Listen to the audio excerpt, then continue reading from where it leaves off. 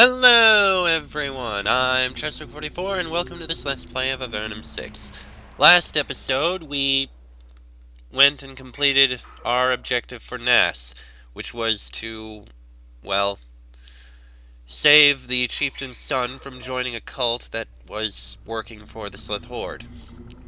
We managed to do just that, and kill the leader of the cult in the process.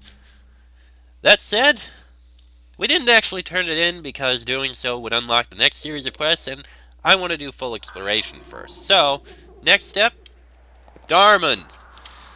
Oh, Dharmon. It has been it's always such an interesting place. Always so fascinating. We're not going to go into the back yet, because there's always something going on in the trash pits in the back. Every single time. And I suppose we can enter from the west side of the place. I just want to explore all around first, because that's what I do. Is this what I think it is? It is! Touch. Alright. That's all around the outside. Now, let's head to the west gate and go into, excuse me, go into Dharmon. Bloody hell. Sorry about this. Dharmon law is harsh. We give no second chances. Theft and assault will be harshly punished. Oh, goody. You have descended into the city of Dharmon. It is one of Avernum's oldest, darkest, and roughest cities. A colony of miners and blacksmiths, quick with their fists and eternally suspicious of outsiders. Dharmon is buried beneath the gigantic spire of rock above your head. The city lies within a network of tunnels that have been expanded and expanded again many times. Most of the ceilings are claustrophobia-inspiringly low. Like all of the remaining cities of Avernum, Dharmon is very busy. Refugees, miners, beggars, even some farmers, all of them have come here to look for food or work or a way back to the surface. And based on the signs of the entry, the leaders of Dharmon are using the threat of harsh punishment to maintain control. Perhaps nothing else will suffice to restrain the mob. Not good. Dharmon still has a very skilled tailor. Running this business must be terribly challenging. Dharmon's rough people don't have much interest in fashion, and bits of soot constantly float in from the forge next door.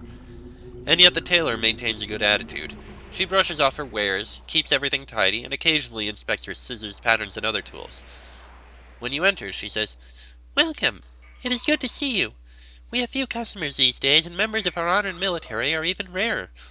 I am Borellis. Let me know how I can help you." "How is business?" "Oh, dreadful, dreadful. There is no interest in fine craftsmanship these days. Only in food and the hope of escape. I understand it, of course, but it saddens me. All I can do is hope for the return of better days." "How fares Dharmon?" "When the blight started, things got very rough. I almost left. I was worried that at any moment some brigand might break in and... But then Mayor Aznavour took charge of the law. He is harsh, but he knows that without order we have nothing." "Was business ever good?" "Of course. Dharmon can seem cold and rough, but we are the crafting center of Avernum. People come from all over, from the surface even, to see what we have to offer. And as lords and soldiers enter Ripple's forge, I amuse their wives. What gold didn't end up in one place, it went to another. Ah, better days." "How long will you stay here?" "As long as there is a little for me to eat. But soon I think Avernum will abandon Dharmon like it did Cochran for Mello. And then I will have to go where they tell me.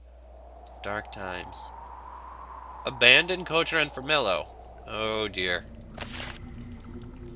Borellis hovers close to you, watching you intently as you browse her shop. She constantly tries to lure you into a changing room to try on a silk cloak or other bit of finery. You are unable to relax. "Well, let me see your wares." "Cap of Thoughts. Pretty impressive. And expensive. No thank you. Can I sell you something?" "Speak to Ripple next door. She has long accepted trade-ins for her gear." "That's all I need." "Good day to you, then. Thank you for taking a moment to make it seem like I still have a business." Right. Alright, let's speak with you. Unlike the other shops in this alley, here for those with an appreciation for finer things, and the money to afford them, this store is here to serve miners. The smells of oil and iron are heavy in the air. The shopkeeper, wearing torn clothes and a thick leather apron, walks forward to greet you. She is a heavy-set woman, and she has a large pick hanging from her belt. She has a lot of experience dealing with large, obnoxious miners. She says gruffly, "All right, soldier, I'm Patricia. The miners call me Pat. This is my shop. It's an honest business. If you aren't here to buy, the door is there." "You sell to miners?" "Aye, and business is not hopeless. A lot of them, they're still out there, looking for the great strike." "Did they ever give you trouble?" "Oh, sure. Some of those types, when they see a woman, they think they can do whatever, whenever." She pats the pick. "I can take care of myself. And now when Asnafar will happily reward anyone who causes trouble with a chopped-off hand, all I have to worry about is starving." People are really still mining now. "You must not know many miners, especially the prospectors of Avernum. I'll tell you this, as long as they have a pick and a pound of meal, they'll be out there digging." "What are they mining for?" "Metal, gems, crystals, nothing that would surprise you. And amazingly, the Great Cave still isn't played out. They still get strikes here and in the western tunnels." "And they can sell what they find to you, I suppose." "Who else? You think they want to deal with wizards themselves?" She points at her scale. "That's where their finds end up, and I pay them well." "Anything else you need? You're not a miner, but soldiering is an honest enough trade, I suppose." "Let me see what you have for sale." Well, there's some things that I suppose that make sense. I mean, yeah, picks, shovel, lamp, stone. Not sure why the stone block. Oh, well, I guess the stone blocks to shore up the mining tunnels. Clay pot to hold things. So, I suppose for construction purposes. Rope, always need rope. Lantern, of course. Scales and a basket to hold your stuff. Healing potion to make sure that, well, if there's a mining accident, you can heal yourself. Curing potion, if you find some worms, I guess. Bag of meal is food. And the helmets, because why would you go mining without a helmet? You need to protect your bloody head. I have something to sell you. Oh, yeah. Slith spear and shield ring. That's it, thank you. Broken pot. Why? Ripple's smithy. Fine Dharmon steel. This is one of Dharmon's skilled smiths. The city has a long tradition of fine metalwork. In the early days of Avernum, this was the only place where one could buy fine steel armor. Even now, Dharmon's craftsmen are first rate. The smith approaches you uncomfortably. She's clearly not pleased about having outsiders in her shop, but business is business. "Hello, I'm Ripple. You want something?" Ripple is well into middle age, but her arms are strong and her hands are free of tremors. You notice a lack of assistants or apprentices, and the weapons on the wall aren't as impressive as you expected. "Tell me about your shop." "Many of the finest weapons and pieces of armor in Avernum have come out of this small smithy, forged in Avernite steel, cooled in the water of our lake. Yet it is coming to an end. No more apprentices, no more future." Where are your apprentices?" "Gone. They went in the early days of the Blight, hoping to enter the great portal. Cowardly, I thought then. Now I know that they were wise. I'd wager they are on the surface now while we starve below." "What will you do?" "I will go where they tell me. If Dharmon is abandoned, I will go to another city, and I will forge blades down here in my home until the day I die." "You really feel there is no future?" "Perhaps some humans will survive in Avernum. Perhaps in some tiny form Avernum will survive if we find a new source of food and if the Slith Horde is defeated. But the old days of glory will never return. Ever." Ripple continues to chat with you and show you her goods. You notice that she keeps looking over at the weapon racks. She's not proud of what she sees. "Can I see your wares?" "Well, it's plenty of decent stuff. I mean, the steel breastplate is nice, but most of what we have is better. Or on par."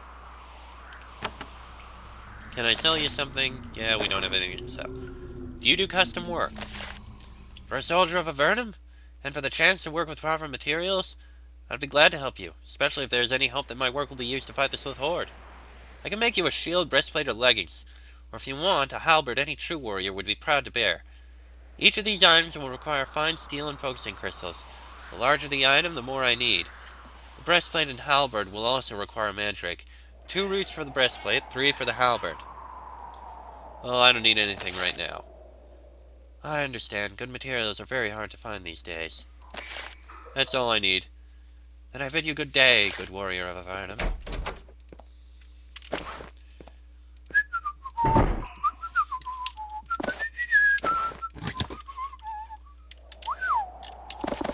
Impressive.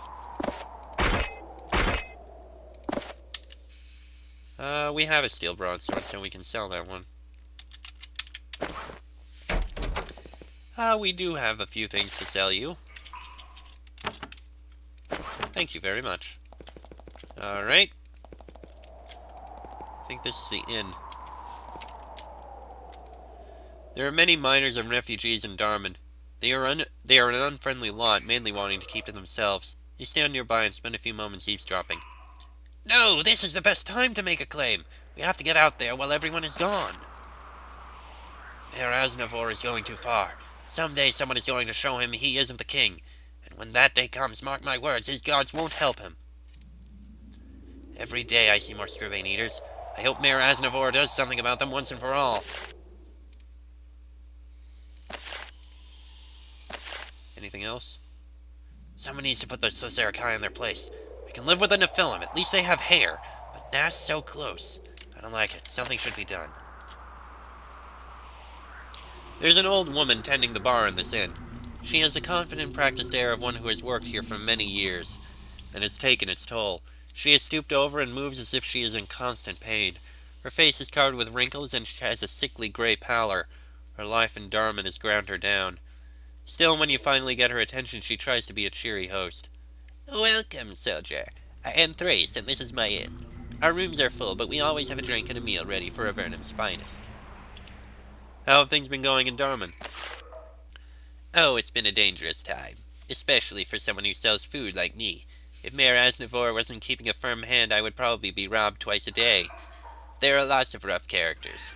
Of course, that's always been true for Dharmon, much more these days. Of course, the city guard is stretched thin. They haven't helped me as much as they should. What has Mayor Asnavor done? Thrace tries to speak, but she is doubled over by a wave of coughing.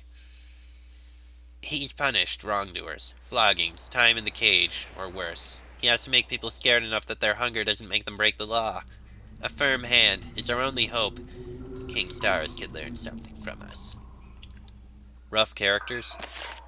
Well, you know, miners and prospectors, always a rough lot, plus the occasional brigand, and lately Scribane Eaters. More of those. Too many of those. I know Asnavor wants to be rid of them. Again, he's fighting the noble fight. Suppose I wanted to run into some rough types. Where should I go? Thrace pockets the coins and smiles. I like a polite soldier. I'll tell you what I've been telling adventurers for 20 years. If you want some excitement, go to the trash pits. Upstairs at the north end of the city.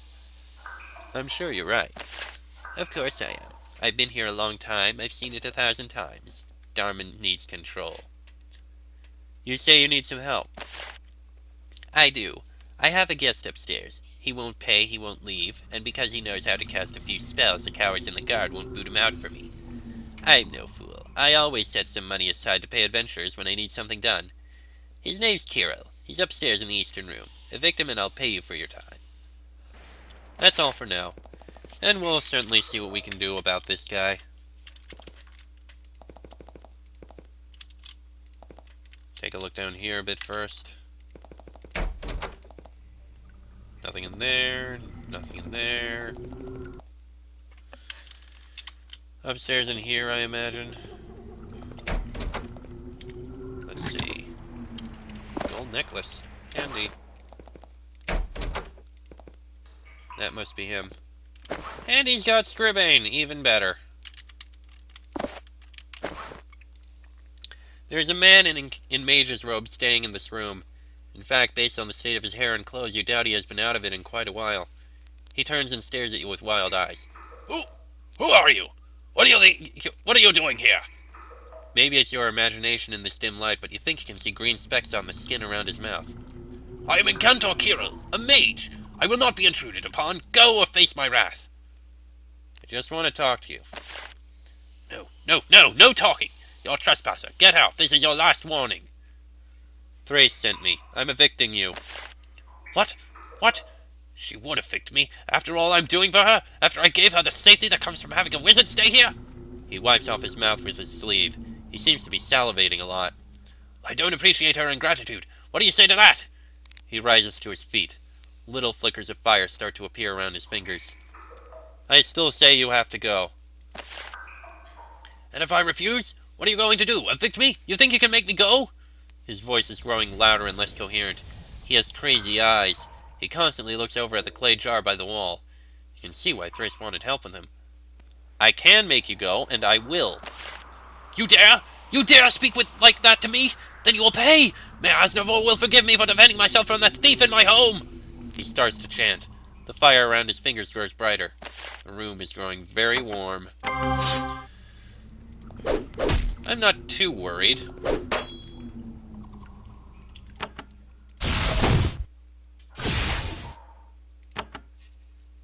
That's slow. Alright, big smack, I think. There you go. Weaken him, you may as well. Cold. Oh, he summoned a friend. Just in time to die. There we go. No longer a problem. Stunning Blade and Madness. There we go. Easy enough task, I think. Excuse me. Kirill is dead. What? You had to kill that miserable old herb eater? I didn't think it would come to that. I didn't think he was so far gone. And the mess. When will I find time to clean up the mess? Still, he was dangerous, and we're better off without him. Thank you. She pulls a pouch of coins out from behind the bar and hands it to you. Always good to meet a soldier who really wants to make things better. By the way, you have no rooms free? She doesn't understand the question. You have to repeat it. She is starting to get distracted. Afraid not. Any miner or refugee with any money at all is paying me for a safe place to sleep. Safety is hard to find. I'd let you stay in Kirill's room, but I'm still trying to scrub up the blood. You know how it is. And she has food if we need to buy it. Still, a bit of coin. Always nice. A stone platform has been erected in the central courtyard. Here, people can come to hear proclamations or watch the application of Dharmon's harsh law. There are a whipping post, several cages, and an ominous stone block with rings for someone to be tied to it. There is a basket below one end, stained brown. All items together provide a helpful warning to be on your best behavior. There is a beggar walking up and down the pathways of Dharmon. He makes sure to keep a safe distance from all of the guards. The moment he sees you, he sidles up close to you. His clothes are torn and filthy, and he has quite an odor. There's an old, rusty shovel slung over his shoulder. He must have been a miner. Please, brave warrior, I am Vladimir. Spare a few coins for a man down on his luck. So how did you come to be in this miserable state? He pats the shovel on his back. I earned an honest living, I did, in a mine south of the castle. Crystal mine, good strike, but it took a lot of people to work it.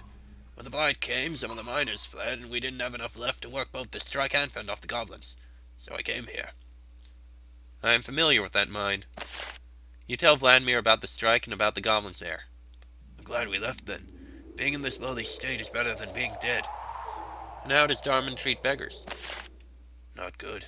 I get a good beating if a god takes a dislike to me, and if I steal anything, well, it's far worse. Dharmon is still better than out there with the goblins and brigands. Spare a few coins for a poor unfortunate. All right, here. You hand Vladimir a few coins. They instantly disappear into his filthy clothes. Thank you kindly. And you know, if there's ever something you want to learn, ask me. Like say how to reach the far side of the lake. The real information costs a lot more. How can I reach the far side of the lake? Well, I have never been, but I have sharp ears. I've heard that to get over there, you need to search the trash pits. Outside, at the north end of Dharmon. I also need to get in and see Captain Puvner. That means getting into the food depot. Tricky, dangerous. But I have heard that there's a back way in. Look for an old home that's too filthy for anyone to sleep in. Then find the switch on the wall. He gratefully takes your coins. Move along. Yes, I'll be going.